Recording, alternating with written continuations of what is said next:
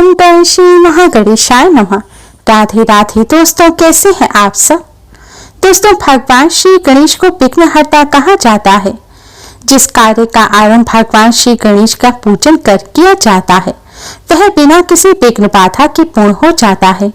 भगवान श्री गणेश रिद्धि सिद्धि और शुभ लाभ के भी प्रदाता हैं। हर पूजन में हर कार्य से पहले भगवान श्री गणेश का पूजन स्मरण अवश्य ही किया जाता है।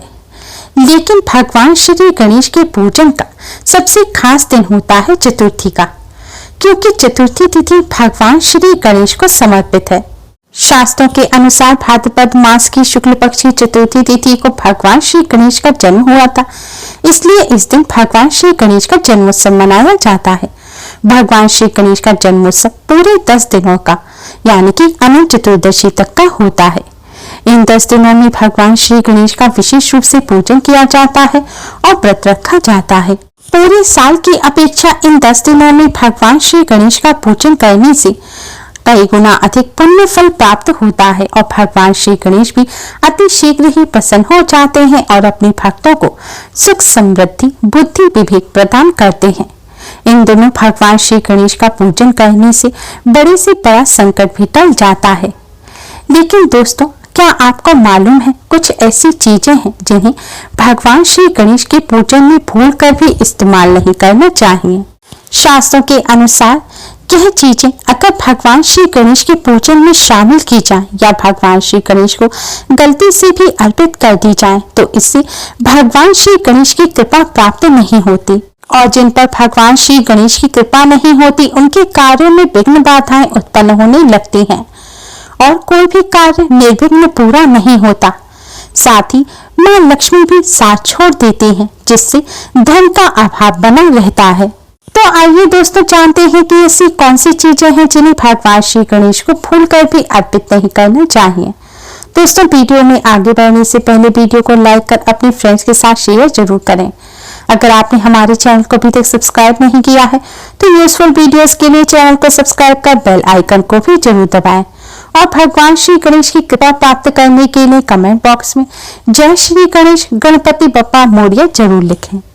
दोस्तों, सबसे पहली चीज है चावल। हमारे शास्त्रों में चावल को बहुत ही पवित्र माना गया है। पूजन के दौरान अगर कोई भी सामग्री कम पड़ जाती है तो उसकी जगह चावल चढ़ा देने से पूजन पूर्ण हो जाता है।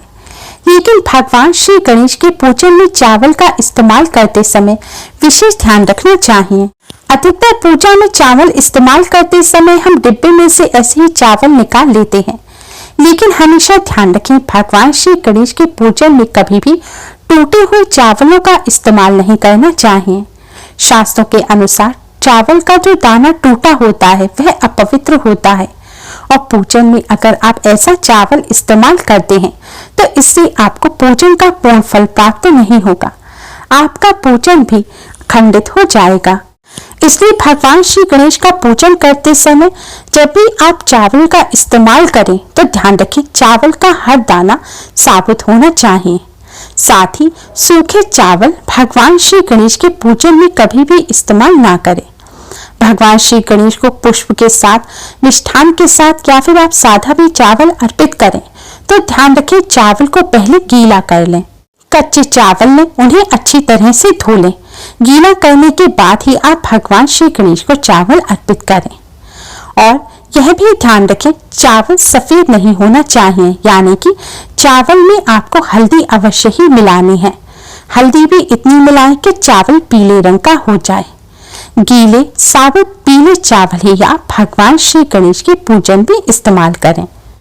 दोस्तों, दूसरी चीज है तुलसी।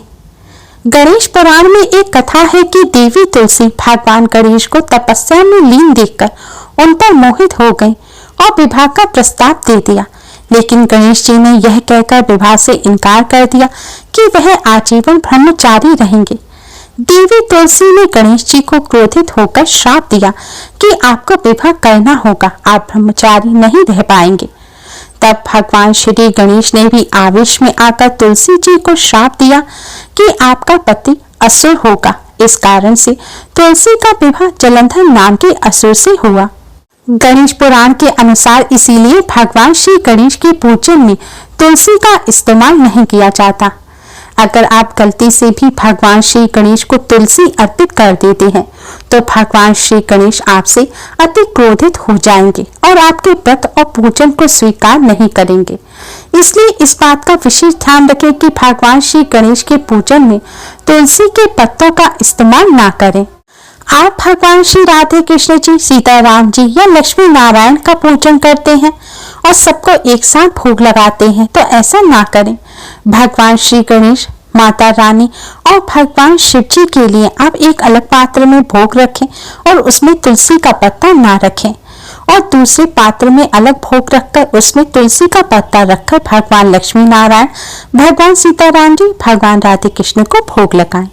दोस्तों, अगली चीज है दूर्वा। जी हाँ दोस्तों, आपने सही सुना। जैसा कि आप सभी जानते हैं कि दूर्वा भगवान श्री गणेश को अत्यधिक प्रिय है, लेकिन भगवान श्री गणेश को दूर्वा अर्पित करते समय ही हम कुछ गलतियां कर बैठते हैं, क्योंकि अधिकतर लोग भगवान श्री गणेश के चरणों में दूर्वा अर्पित कर देते हैं। क्या दूर्वा अर्पित करते समय यह ध्यान नहीं रखते कि दूर्वा कितनी होनी चाहिए? इसको लेकर शास्त्रों में एक कथा है। शास्त्रों के अनुसार देवताओं को अनासुर राक्षस से बचाने के लिए भगवान श्री गणेश ने उससे भयंकर युद्ध किया और युद्ध के दौरान उसे निगल लिया। राक्षस को निगलने के बाद भगवान श्री गणेश के पेट में असहनीय जलन हुई।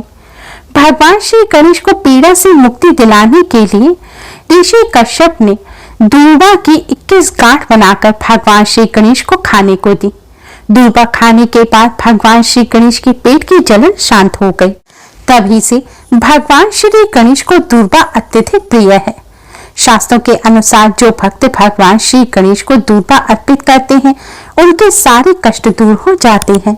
लेकिन अधिकतर लोग यह नहीं जानते कि भगवान श्री गणेश दूर्वा का सेवन करते हैं और इसी वजह से वे गलती से दूर्वा को भगवान श्री गणेश के चरणों में रख देते हैं और ऐसी दूर्वा को भगवान श्री गणेश स्वीकार नहीं करते। इससे भगवान श्री गणेश की कृपा प्राप्त नहीं होती। इसलिए सदैव ध्यान रखें, दूर्वा को प्लेट में रखकर भगवान श्री गणेश के सामने रखें। जैसे भोग लगाया जाता है इसी तरह भगवान श्री गणेश को प्लेट में रखकर दूर्वा अर्पित करें और दूर्वा के सदैव ऊपरी हिस्से को ही भगवान श्री गणेश को अर्पित करें। दोस्तों, अगर आप नहीं जानते कि दूर्वा क्या है तो इस वीडियो के डिस्क्रिप्शन में आपको दूर्वा की डिटेल मिल जाएगी। दूर्वा एक प्रकार की घास होती है। दोस्तों, अगली चीज है सफेद रंग। गणेश पुराण के अनुसार भगवान श्री गणेश ऊर्जा और उत्साह के प्रतीक है, इसलिए इनके पूजन में उत्साहवर्धक लाल रंग के फूल और सिंदूर का ही इस्तेमाल करना चाहिए। सफेद रंग का संबंध चंद्रमा से होता है। एक कथा के अनुसार चंद्रमा ने भगवान श्री गणेश का उपहास किया था। इसके बाद ही भगवान श्री गणेश ने चंद्रमा को श्राप दिया कि चंद्रमा से संबंधित चीजें उनके पूजन में नहीं इस्तेमाल की जाएंगी। इसलिए भगवान श्री गणेश के पूजन में सफेद रंग की चीजें जैसे कि सफेद वस्त्र, सफेद जनेऊ, सफेद चंदन, सफेद फूल का इस्तेमाल नहीं किया जाता। भगवान श्री गणेश को सदैव लाल या पीले रंग के पुष्प अर्पित करने चाहिए।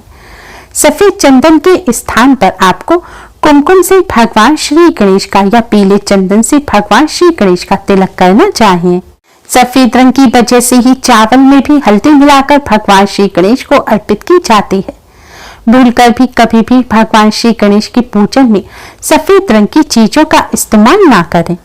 दोस्तों, अगली चीज है दीपक। हम सभी पूजन में दीपक अवश्य ही जलाते हैं, चाहे घी का दीपक जलाएं चाहे तेल का, पर दीपक जलाना अनिवार्य है। लेकिन दीपक जलाते समय ही हम एक गलती कर बैठते हैं। भगवान श्री गणेश के पूजन में जब भी दीपक जलाएं तो सदैव ध्यान रखें दीपक को आसन देना चाहिए, यानी कि दीपक के नीचे थोड़े से साबुत चावल या साबुत गेहूं रख दें।